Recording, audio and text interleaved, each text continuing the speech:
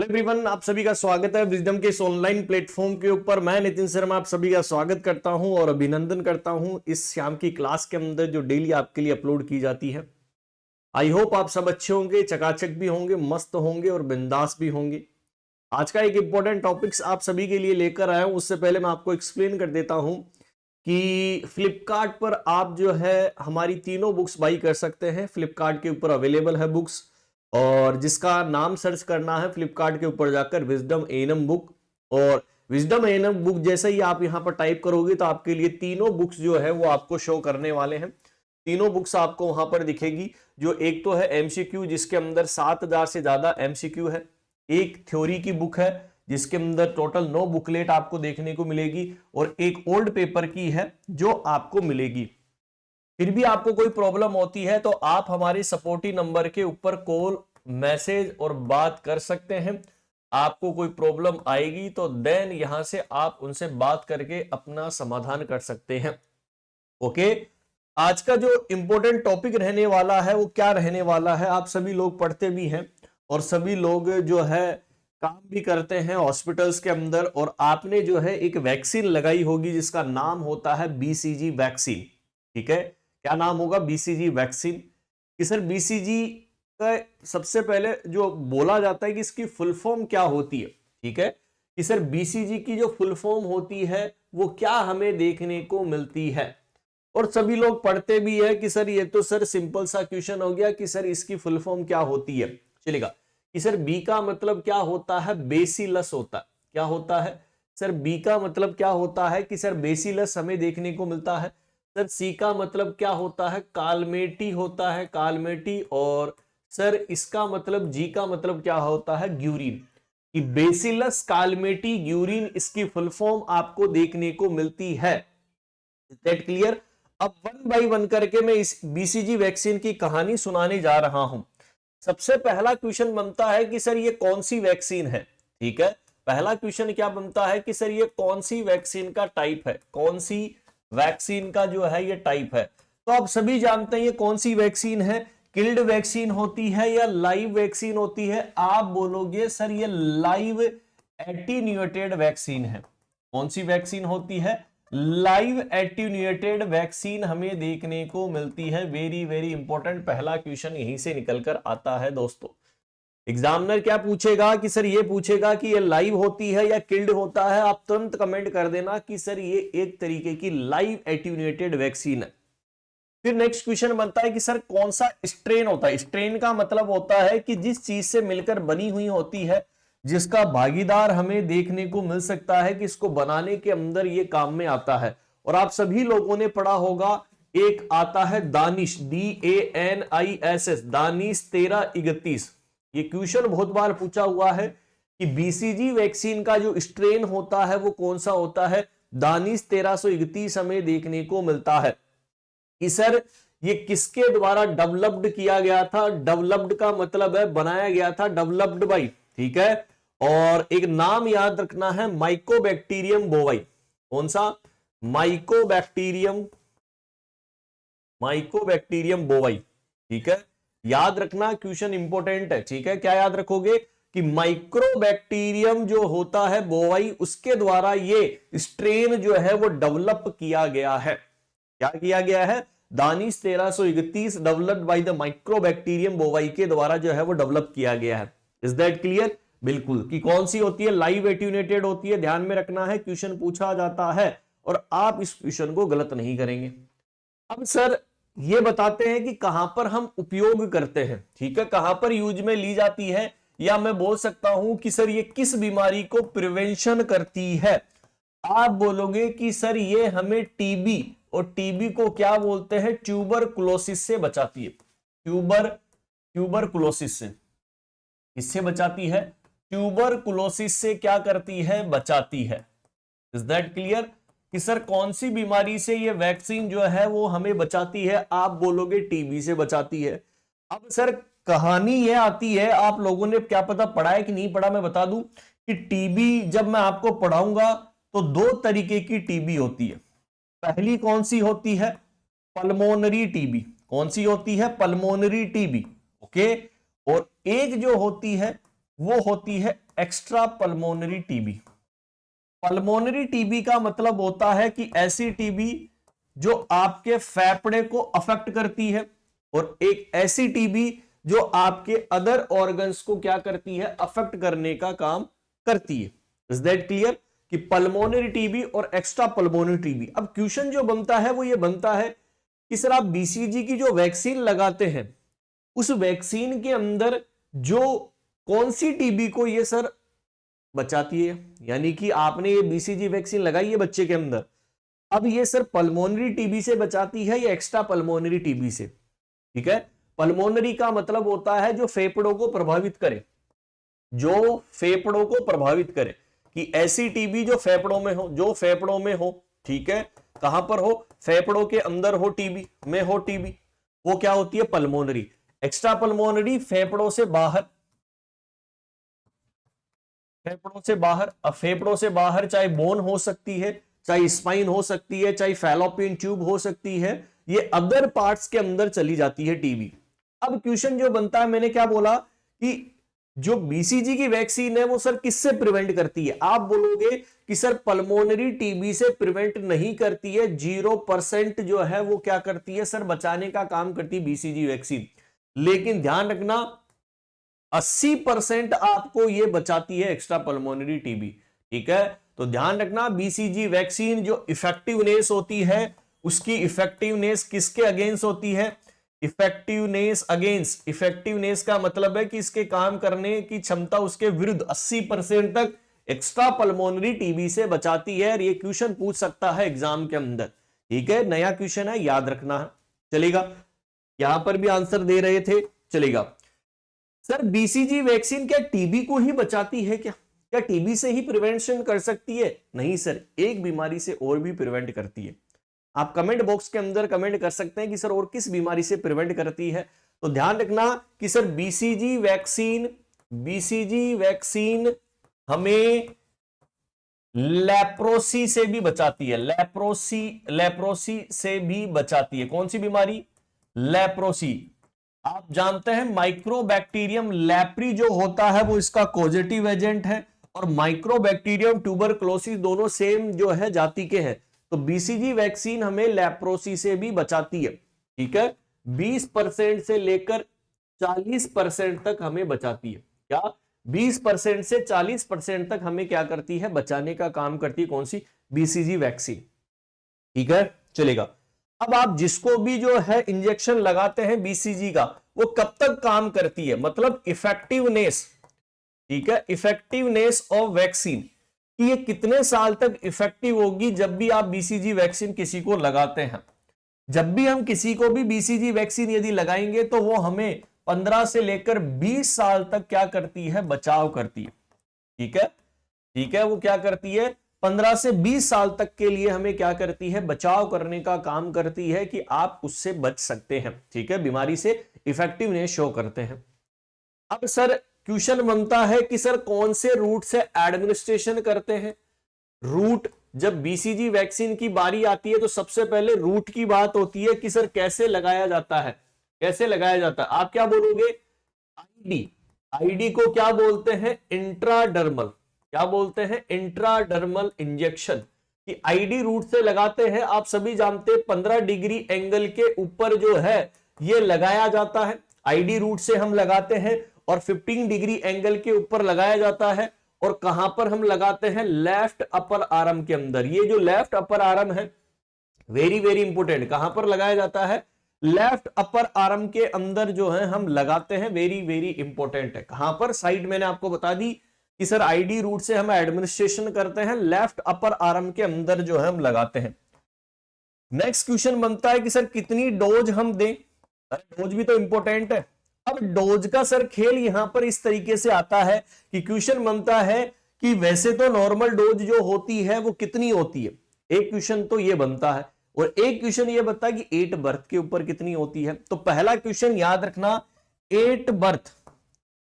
8 birth जब बच्चे का जन्म होता है तब तो हम कितनी डोज देते हैं। ठीक है, और आफ्टर द बर्थ या मैं बात करूं नॉर्मल डोज कितनी हो सकती है, नॉर्मल डोज ऑफ बीसीजी। दो क्वेश्चन फिर से यहां से निकल कर आते, थोड़ा सा कंट्रोवर्सी होती है, थोड़ा सा क्लेश होता है दोस्तों कि डोज की बात करते हैं तो 8 बर्थ के ऊपर कितनी डोज देते हैं और नॉर्मल डोज कितनी होती है बीसीजी वैक्सीन की। तो जन्म के समय जो दी जाती है वो दी जाती है 0.05 ml, very very important, 0.05 ml हम देते हैं। लेकिन नॉर्मल डोज ऑफ बीसीजी की बात करते हैं तो ध्यान रखना 0.1 ml दी जाती है। क्या दी जाती है? 0.1 ml जो है वो दी जाती है। अरे कौन सी इंजेक्शन होती है? आपने ट्यूबरकुलिन सिरिंज के नाम सुना होगा। कौन सी सिरिंज? ट्यूबरकुलिन सिरिंज पढ़ा होगा आपने। ट्यूबरकुलिन सिरिंज के द्वारा हम यहां पर क्या करते हैं? घोपाघापी करते हैं आईडी रूट से। Is that clear? क्वेश्चन बनता है, दिमाग लगाना है। यदि 8 बर्थ के ऊपर पूछे तो 0.05 ml हम लगाते हैं, लेकिन नॉर्मल डोज फिर उसके बाद में कितनी लगाई जाती है? 0.1 ml हम यहां पर लगाते हैं। Is that clear? बिल्कुल सर, ये बात भी सही है। नेक्स्ट क्वेश्चन बनता है कि सर इसको हम किसके अंदर डाइल्यूएंट करें? डाइल्यूएंट का मतलब होता है घोलना, क्योंकि ये पाउडर फॉर्म के अंदर आती है। तो आप जो है उसे किस चीज के अंदर घोलते हैं? आप तुरंत कमेंट कर देना कि सर इसको घोला जाता है नॉर्मल सैलाइन के अंदर। इसके अंदर जो हमारा नॉर्मल सैलाइन या एनएस जो होता है उसके अंदर हम क्या कर सकते हैं? इसको जो है वो घोल सकते हैं। Is that clear? चलेगा सर, ये बात भी सही है। अच्छा, टाइम पीरियड कितना है जिसके अंदर हम यूज कर सकते हैं? टाइम पीरियड फॉर यूज, ठीक है, कि आप कितने टाइम तक जो है इस वैक्सीन को यूज में ले सकते हैं घोलने के बाद में, आफ्टर द रिकंस्टिट्यूशन। ठीक है, मैं क्या लिख रहा हूं? After reconstitution. रिकंस्टिट्यूशन का मतलब होता है घोलना। घोलने के बाद हिंदी के अंदर क्या लिखना कि जब आपने पाउडर के अंदर घोला एनएस के अंदर, तो घोलने के बाद आप कितनी देर तक इसको यूज में ले सकते हैं? आप तुरंत कमेंट कर देना विद इन 4 आवर। ठीक है सर, 4 घंटे के भीतर भीतर हमें जो है इसका उपयोग करना है। Very very important question. ठीक है, कि टाइम पीरियड कितना होना चाहिए यूज करने के लिए? आंसर क्या करोगे? आफ्टर द रिकंस्टिट्यूशन, घोलने के बाद 4 घंटे के बाद में आपको यूज में ले लेना है। ठीक है, लेकिन 4 घंटे से ज्यादा हो जाए उसके बाद में क्या कर देना? डिस्कार्ड। यदि 4 घंटे से ज्यादा हो जाए, यदि 4 आवर से ज्यादा, 4 आवर से ज्यादा हो जाए तो डिस्कार्ड कर देंगे। क्या कर देंगे? डिस्कार्ड कर देंगे। Is that clear? फिर क्या कर देंगे? डिस्कार्ड कर देंगे। फिर हम उसको नहीं रखेंगे, ना हम उसको यूज में लेने वाले हैं। फिर बात करते हैं कि सर एक वाइल में कितने बच्चों को हम लगा सकते हैं? क्वेश्चन क्या है? एक वाइल बीसीजी वैक्सीन की